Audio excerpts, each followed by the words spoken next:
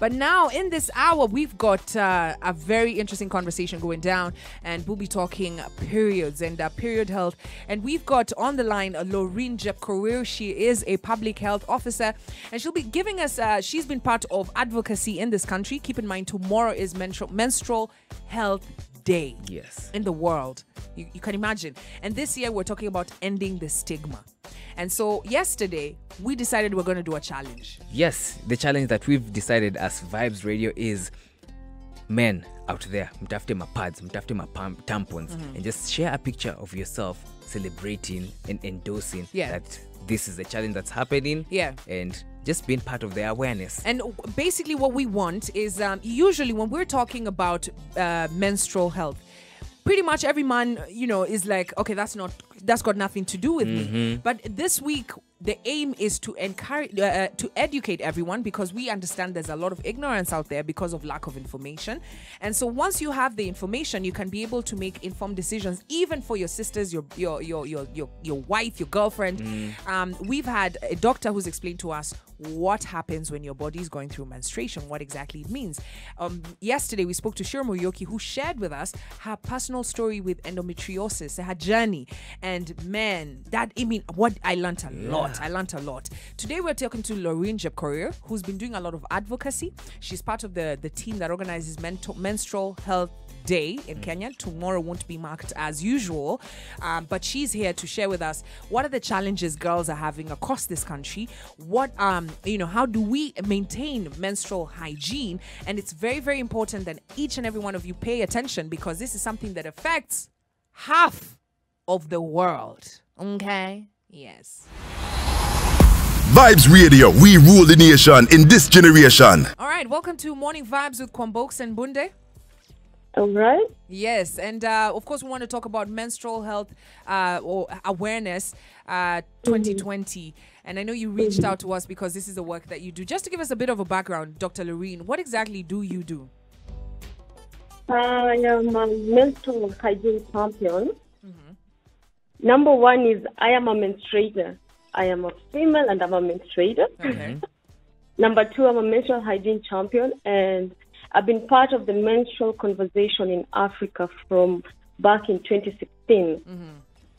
I reached out because I thought it's imminent now that I've been able to work with both at community level, the government, and the NGOs. So I think this is a great platform to be able to break the silence and unify our voice around menstrual hygiene issues. All right. I mean, that's all great, but a lot of people don't even know what are the issues, like what are the challenges facing having proper menstrual hygiene. Well, I think we'll jump straight into challenges, because that is the challenge.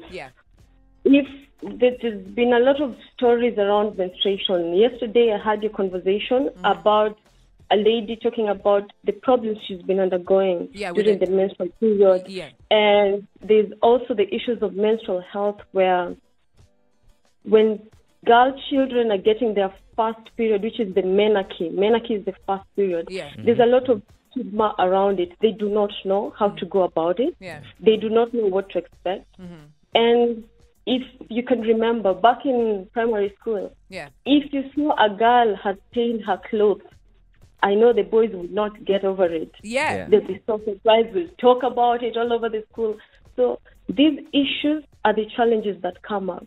And for low-income countries like Kenya, we also have challenges on the type of material that women can use during this period. So many women cannot access material, maybe pads, reusable pads, or disposable pads to use during this period. So those are some of the major challenges. I remember sometime last year, NTV highlighted a story of a girl child in Baringo who uses feathers, chicken feathers. She arranges them and uses them. So this is as sanitary towels. Yes, as sanitary towels. Wow. So these are the challenges facing Kenyan women, Kenyan girls all across this country. Yes, number one is the lack of proper information. also lack of confidence because women think they're so stigmatized. Yeah. They cannot be able to do much more, even be part of the economy during this period. You find some ladies are asked to sit at home for 3 days. You can't go to school.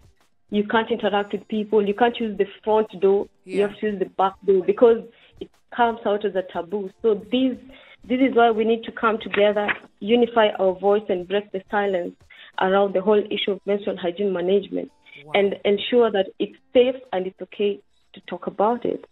Wow. I mean, thinking about, you've put it out there quite well that we need to have these conversations to end the stigma so that we don't have situations where a young girl who's received her period, which is supposed to be one of the most beautiful things that happens to a lady because people start calling you a woman, and then it becomes the most torturous, situation because you're using feathers instead of sanitary towels. That's so painful. Dr. Laurine, we're going to take a short commercial break. And I appreciate you for being a warrior on this thing, which a lot of people don't even like to speak about. 17 minutes past 8 a.m. We're going to take a short commercial break. We got Dr. Laurine Jepkorir, and we're talking menstrual hygiene and menstrual health day and what are the challenges that is affecting young girls and women across the country in this time of menstrual health or menstruation. Let's get feathers, Mazi, feathers of all things. This is why we need MVPs to be real warriors for women. Yeah. If you got a woman in your life, whether it's a sister, a neighbor, who you care about, then you're going to be part of our campaign to end the stigma around pads. Take a sanitary towel, a tampon, take a photo with it, and post using the hashtag VibesMVP. And we're going to give you the other hashtag to use so that come tomorrow, while we're marking World Menstrual Health Day, that you are also there as a real warrior for women. Vibes Radio, we rule the nation in this generation. We are listening to the Morning Vibes with me, Mbunde, and Kwambox. 22 minutes past 8 a.m. and we've got Dr. Laurine Jepkorir, and we're talking about menstrual hygiene. Yes, and tomorrow on Thursday, yes, on Thursday, the world is celebrating Menstrual Hygiene Day. And as part of this discussion, we're trying to understand why, especially in certain areas, Kwambox, we've had discussions that she's mentioned. Yeah. There's so many areas, so many people are having challenges getting pads. Imagine. Amesema stories are feathers. Juzi tulisikia ile story ya Turkana. Guys are digging holes and using pads, the hole as a place to relax so that they can spend most of their days there. Yeah. There's so many I need you to understand, for you who's listening in, I need you to understand the scenario. A girl or a woman going through something that happens to them every month, right? So for like maybe 7 days, it's between 2 to 7 days. And then so for those 7 days, you have dug a hole somewhere outside of the compound, yes, where you are going to sit and bleed into that hole, yes, until you're done, and then now you can join the masses. I want to ask you, Brian, why are men so afraid of periods? We're going to talk about that, but right now let's talk to Dr. Laurine Jepkorir, who's on the line. Hey, Dr. Laurine. Hello. Welcome back. Hi. Welcome back to the show. So we were talking about, what are the challenges affecting women across the country, and they seem numerous. But let's talk about the hygiene, because I know part of the day is also to talk about the hygiene. What let's assume nobody knows what menstrual hygiene is all about, but just take us through that. Okay, so as I already mentioned before, menses is the first period a woman experiences, a girl, the first period, yeah? And most of the time when we're having talks around the same thing, because before when we were in primary school, if I remember, the girls would be secluded to be given a talk on menstruation. Yeah. Yes, the talk. You remember the talk. Yeah. That's what we called it. Yeah, they would give us the talk separate from the men. Exactly. But now what we've noticed is that it is the men who sometimes might bring the stigma to the girls because they don't know what is happening to us. So now we have a combined education on menstruation for both men and women. And when we're talking about this, so that we make them both feel comfortable, we talk about the semenity and the menarche. The semenity is it's your first wet dream, Brian. Yes. Yes, the first wet dream. If you associate that with the first menarche, so that it looks all, all biological processes that are normal, and they will happen when we get into adolescent stage. Wait, I need you to, Dr. Laurine, I need you to back up. Did you say, what? All I had was wet dreams. So let's start again. Well, you were talking about menarche. And a semenarche, yeah. What is that? Semenarche is the first wet dream. For men? For men, yes. Yeah. So I'm trying to bring in the issues of menstrual hygiene education, where we're trying to ensure that relevant information is passed, age appropriate, and it's most of the time provided in schools through different media. Yeah. So when we're having this conversation, because now we have both boys and girls together, Yes. we want to talk about issues that affect both men and women and make them feel comfortable about the biological processes that happen in our bodies during adolescence. That is why we talk about that. Okay. So because menstruation, is a normal biological process. Yeah. It's a normal biological process that results to, having the periodic flow of blood discharged from the uterus every month. Yeah. But Doc, I want us to fast forward through that and get right into the hygiene. Because the biggest challenge we've spoken about is lack of access and then stigma. And to reduce the stigma and the lack of access is to provide the materials relevant. So let's go through the menstrual hygiene. What does a lady or a man who's got a child or a lady in his life what do you need to know about menstrual hygiene? Well, the first thing you need to know is where it started on menstrual hygiene education. First, you need to know what it is, what is happening in your body before you get into managing it. So the information. Yes, first you get the information, and then afterwards you go into menstrual hygiene management, which is it's a whole docket that brings in the water, sanitation, and hygiene. I will call it WASH. It is an aspect that is discussed a lot under water, sanitation, and hygiene because it is number one, it's personal hygiene. Number two is how will we dispose the materials that we use, and the last one is, do we have the facilities that provide privacy and dignity if we need to change our sanitary materials, if we need to dispose it, or if we need to take a shower or wash afterwards? Yeah. Doc, I gotta ask you a question. A lot of ladies, you'll be in your home, and I know a lot of ladies can attest to this. I'm gonna ask you this question, and we'll get into the break, and you'll come back and answer it when we come back. So, a lot of ladies, you'll be in your house. When you're in the office or in a public space, there's what do you call it? A bin that is dedicated to collect sanitary towels and such and such. Yes. That's a standard that should be there. Yes, that is standard. Every building should have that. But when you're in your house, right? You're at home. What is the best practice to throw this? Because we hear a lot of people complaining about, ladies have thrown these sanitary towels down the toilet. Because you don't have space, you put it in the garbage, and then what you end up having is they are all over the streets. But this is the conversation. I want you to answer that question for us. I know a lot of ladies would love to hear that answer. It's now 29 minutes past 8 a.m. We've got Dr.Laurine Jepkorir who's sharing with us menstrual health and hygiene. Do not touch a dial because it's morning vibes. Vibes Radio, we rule the nation in this generation. On the line, we've got Dr.Laurine Jepkorir, and we're talking menstrual health and menstrual hygiene. Doc, before we took the break, I asked, how do we dispose of sanitary towels at home? Okay, so I'll get straight to what is happening for both rural and urban setup. Yeah. So for rural setup, it's much easier because we have pit latrines. So once we wrap our sanitary material very well, we can easily dispose it off to the pit latrine. Yeah. But for urban setup, that is where the challenge comes in.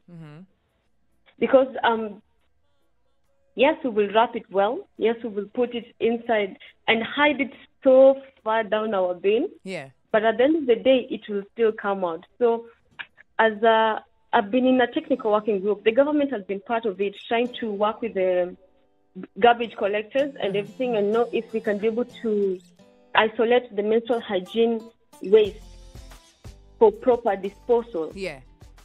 But there's also been, that's why it's still a conversation. There's also been arguments that once it is out of our body, the blood is out of our body, that is just waste.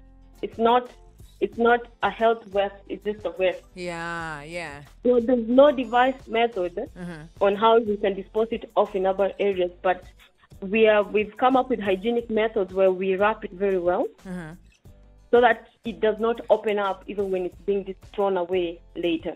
All right. And before we get into Brian has a lot of questions for you. Tampons, should they be flushed down the toilet, or should they be wrapped up as well and put in the garbage? They should be wrapped up as well and put in the garbage because they are absorbent, so they become bigger and they might clog our drainages if we flush them down. All right. Yeah. Speaking about COVID-19 right now, in 2017, the government actually announced that all Kenyan girls are to get free sanitary pads. At the moment, do you have information on what's happening on the ground? Because it's been around 2 months since guys went to school. Guys are not in school. How are they getting their sanitary towels? Yes, we know that that is where there was a gap in our government, because they would provide sanitary material to school-going girls. But those girls who have not yet started going to school, down in the villages like where I work in Turkana, places where girls cannot be able to access because they don't go to school. But now during COVID, we know that periods do not stop for pandemic. That is, by the way, the topic for Menstrual Hygiene Day 2020. Periods do not stop for pandemic. So the government should be working with the public health officers and the community health extension workers and community health volunteers at village level, so that they can identify the women in need and provide straight to their homes. So that's not happening. That is happening. It started happening. It has started happening. So based on your information that you've just shared, is it possible that even the ladies or even the girls who cannot go to school and access all this education, is it possible the same way that census happened, where they went door to door, is it possible that at least each and every month, each and every girl who cannot access these pads is able to get the pads door to door each and every month? I mean, that can be devised. Right now, girl children who are in a village setup and are not going to school can go to a health center and access the same. Yeah. For free? Yes, for free. Okay. All right, but Doc, you gotta be honest. There's a lot of people who've been complaining, especially girls. They were, the distribution was done once in the year. If it was a school, and then that was the end of it. So there are clearly still loopholes in the plan. There's a lot. Of course, there's a lot of loopholes. Yeah. Yeah. Like they would say, the government will insist on giving the pads to school. Because they also they work with the Ministry of Education, you know that, right? Yes. So the Ministry of Health works together with the Ministry of Education. They really want the girl children to go to school. They encourage them to go to school. Okay. That's why they say they will give the pads in school. And which is probably an incentive to go to school. Doc, we're looking... I can highlight a challenge there, yeah? The ladies are given pads, but you see, if I'm the only person in our family that is going to school, and I have 4 sisters who are not going to school, the moment I take my pads back at home, it will be used by the whole family. Wow. So that means they will not be adequate, even if the government has supplied enough for 6 months. Yeah. All right, let's talk about, okay, so clearly distribution is not really working too well. And these are some of the interventions that need to be done, free distribution of sanitary towels. What about making it extremely affordable? The tax that was proposed. Yeah, because even right now the sanitary pads are exempt from VAT and attracting zero excise duty. Is this being felt in Turkana, for example? Is it being felt, the exempt of taxes? I mean, pads are being sold there, and if I remember, the last time I bought a pad in Turkana, it was about 110 shillings. Which is still expensive. It is still very expensive. Yeah. Okay. All right, Doc, we're going to take another short commercial break. When we come back, we'll wrap it up. Remember, we are talking to Dr.Laurine Jepkorir, and we're talking menstrual health awareness, hygiene, and tomorrow is Menstrual Health Day, and we want to celebrate it in style. Brian, what have we decided? We decided machali wote hii Kenya. Tutachapa mapicha, maselfie, na mapads and tampons using the hashtag VibesMVP just to bring awareness that menstruation is normal. It's normal. And that stigma. Vibes Radio, we rule the nation in this generation.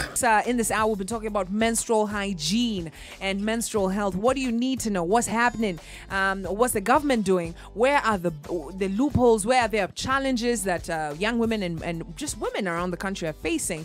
And we've got Dr.Laurine Jepkorir, who's been helping us figure this out. Doc, welcome back. Hello. Hello, thank you.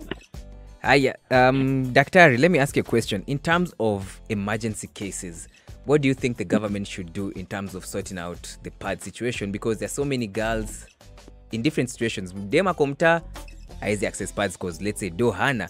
Dem ako kwa ma3, haizi pata pads, lazima afike destination yake. Dem ako chuo, haizi pata pads. What do you feel the government should do about emergency cases in terms of pads? Can I just talk on what partners in government can do to curb all challenges, including emergency cases? Yeah, that's fine. Because I can just cover that all topic together. So, yes. So currently, you know that there's a menstrual hygiene management policy that has been passed. The bill has already been passed. We are waiting implementation. Also, there's a couple of monitoring and evaluation indicators that will help us identify the girls in need and reach out to them. Some of these indicators are the Kenya Health Policy, Kenya Environmental Sanitation and Hygiene, the 2016 to 2031. There's the framework, the 2016 2020. There's the training manual for schools. There's also human rights.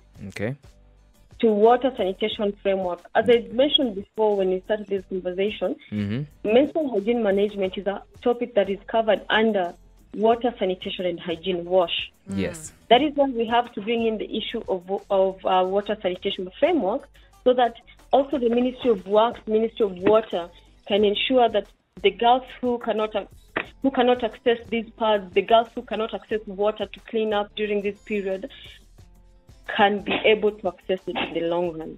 Yeah.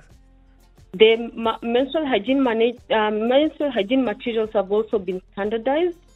They are being standardized, and sanitary standards for reusable pads are ongoing with kids and partners, such that ladies can be able to maybe get 2-3 pads that are reusable and use it during the whole period, whether they're in school or out of school.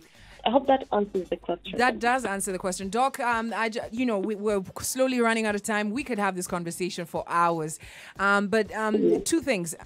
Aside from sanitary towels, looking at, disadvantaged communities that literally don't have access, should we maybe think about having menstrual cups? Because this is something that you can wash and you can, use again and again and again. All you have to do is just have the cup.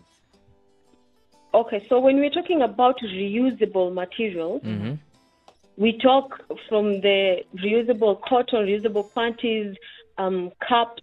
All of those are reusable materials, as long as they're absorbent and the microbiological component does not affect the ladies, and it provides the sanitary and hygienic measures. Then it is a reusable material. So of course, the menstrual cups is a good idea. Yeah. But we also need to provide water for the ladies to be able to clean these cups once they're done using them. Yeah, but I'm thinking like in a scenario like say in Turkana where, there's no access, the prices are expensive. Now we have a shortage. There's actually a global looming shortage because of importation of pads. And so menstrual cups for me, I don't know, why aren't people embracing them? Why isn't it being embraced? reusable materials are okay. Menstrual cups, which is, I will just say reusable material because menstrual cup is one of them now. They're okay, but you see they need proper cleaning, because if these materials are not cleaned well, then they will cause even more issues to the ladies. That is why the standards for the reusable materials are yet to be passed. These are things that have to be well inculcated such that once the standards are passed, the ladies can comfortably use them. The reason I think people have not yet quite embraced the menstrual cups and other reusable material is because there are no specific standards in Kenya that have been put out there. Okay, all right. Yeah. Dr. Laurine, as we finish this up, what would be your parting words, on Menstrual Health Day that Kenyans need to know? Okay, so the message for this year, 2020 Menstrual Hygiene Day, is that periods do not stop for pandemic or during a pandemic.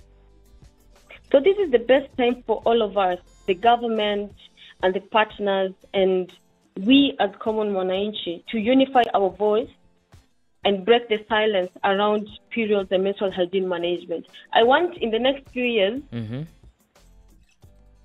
the husband to go out there and buy pads for both the wife and the kids. I want the man to give the talk, the menstrual hygiene talk to the girl child. We break the silence to make it very normal, as it is quite normal. All right. Thank you so much, Dr. Laurine, and do have a great day. Dr. Laurine there just sharing with us her thoughts. And she's actively working. She's based in Turkana, working with the ladies there to, educate them on on menstrual hygiene. Yeah. And it's so important in menstrual health. And I like what she said, that this year we're looking at ending the stigma, that she'd like to see a scenario where men go out to buy the pads and the sanitary towels, which brings us to our campaign. Yes. Tomorrow we want MVPs to just share. Starting today. Yes. If you can find a sanitary box of pads or tampons, take a picture with that, post it online and say you stand with women, and period stigma. Actually, the global hashtag is end period stigma. There's a study that was done last year, Kwambox, and it states that around 65% of Kenyan women cannot afford sanitary towels every month. So as an MVP who's listening to us, hata kama unaweza uliza beshte yako, hey, ni aje, wacha nitakusponsor this month, or even next month, be that MVP. Take a picture, patia beshte yako. And it's not, I want you to understand, the reason why we're doing this is so that we can end the stigma. Imagine, on top of the fact that you can't afford the sanitary towels, you don't have access to them, someone is making you feel like whatever's going on in your body is not right. And that's, forget even the outside factors. You've got, maybe you're dealing with endometriosis, maybe you're dealing with fibroids, maybe you're dealing with a community that's telling you go and sit out there until you finish your period. So it's so important as a man. If you've heard this conversation, you've been listening from Monday and you're learning, take a moment to do something and be a part of this. I stand with women, hashtag VibesMVP, hashtag end period stigma.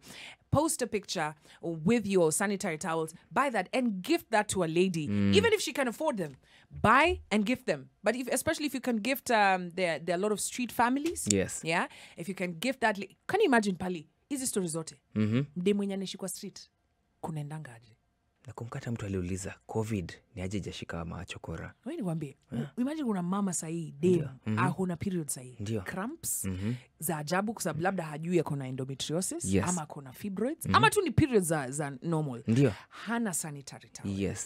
Hana place ya kuoga. Hana maji. Yani it's a mess. I think even as an MVP uanze tu kutoka kwa nyumba. Ukitoka tu hivi kwa gate, patia mama mboga. She'll appreciate it. Hata sema nini. Or even your cleaning lady. Just sponsor them this month or even next month. Let's end this stigma, because the more stigma there is, there's no knowledge, there's no information, and there's no change. Be the change. Vibes Radio, we rule the nation in this generation.